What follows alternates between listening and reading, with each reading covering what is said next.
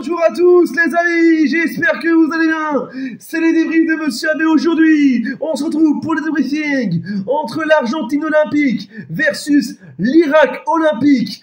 Phase de groupe de cette compétition, de ces Jeux olympiques d'été 2024 à Paris. Vous êtes prêts alors? Belle sortie. Mais c'était quoi ce match? C'était quoi ce match de fou? L'Argentine qui remporte son premier match dans ces JO de cette compétition. Après la défaite 1-2 face au Maroc, au stade Geoffroy Guichard à Saint-Etienne, ils gagnent leur première victoire. Bon voilà, vous avez vu ce qui s'est passé il y a quelques jours. Vous savez que voilà, il y a mercredi passé, il y avait eu la défaite de l'Argentine, c'était 2-2. Le match il a été interrompu parce que les gens étaient sur le stade. Ils ont recommencé le match plus tard. Le but était hors-jeu pour le deuxième but de l'Argentine, parce qu'au final ça fait 1-2 les amis. Et c'est le Maroc qui gagne pour l'instant justement, les amis. Mais c'était quoi ce match? L'Argentine qui s'impose. Oh, ils ont eu du mal. Mais l'Irak olympique de football a tout donné. Je vous dis déjà, ça pousse en général. Mais je vous dis déjà, au début, quand j'ai vu la première mi-temps de ce match, je me suis dit, c'est quoi ce match? Ça poussait dans tous les sens. L'équipe argentine, j'ai envie de boire de l'eau, je vous dis déjà. Alors je vous dis, c'est la fête, on va boire de l'eau. Je vous dis déjà, c'est la fête, on va boire de l'eau.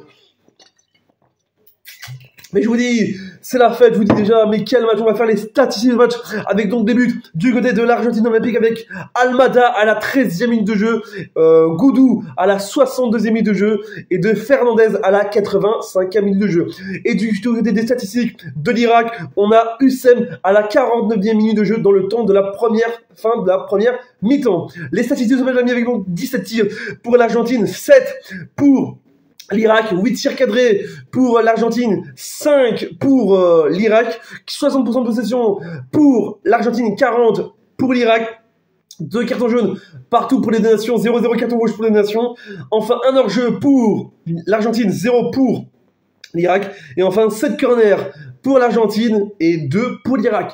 Mais je vous dis, au classement c'est truc. Au classement c'est l'Argentine, le Maroc qui va jouer bien dans un instant. Je vous dis déjà, qui est avec premier avec 3 points. Ils sont ex aequo avec 3 points, avec Maroc premier, deuxième l'Argentine et troisième l'Irak, qui avait gagné 2-1 lors du match lors de la première journée face à l'Ukraine 2-1. Je vous dis déjà, l'Irak peut encore tout donner en général. Prochain match pour l'Irak, c'est face au Maroc, et prochain match pour l'Argentine, c'est face à l'Ukraine. Mais je vous dis, c'était un truc en général. Il y a eu des sifflets, je vous dis, c'était le spectacle en général. Je pensais que l'Irak était à domicile, voilà, je vous dis à Lyon. Parce que je vous dis, au parc olympique lyonnais, c'était la folie, je vous dis déjà. On a eu du spectacle. J'ai passé un samedi après-midi super, je vous dis déjà, ça veut dire. Mais quel match de dingue. Et je vous dis, on a dans les Jeux olympiques d'été à Paris en 2024, ça veut dire. Voilà, je vous dis déjà. En plus de la petite objet, hier j'ai regardé la cérémonie, c'était la cérémonie la plus historique du monde. J'ai adoré, je vous dis déjà. Et on espère encore que les Jeux olympiques d'été à Paris en 2024 nous risque de nous donner plein de surprises. Voilà, ça va, j'espère que vous avez plu.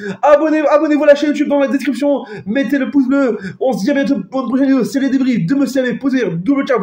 Et n'oubliez pas, ces Jeux olympiques d'été à Paris 2024 risquent d'être complètement dingues. Et n'oubliez pas, tchuss!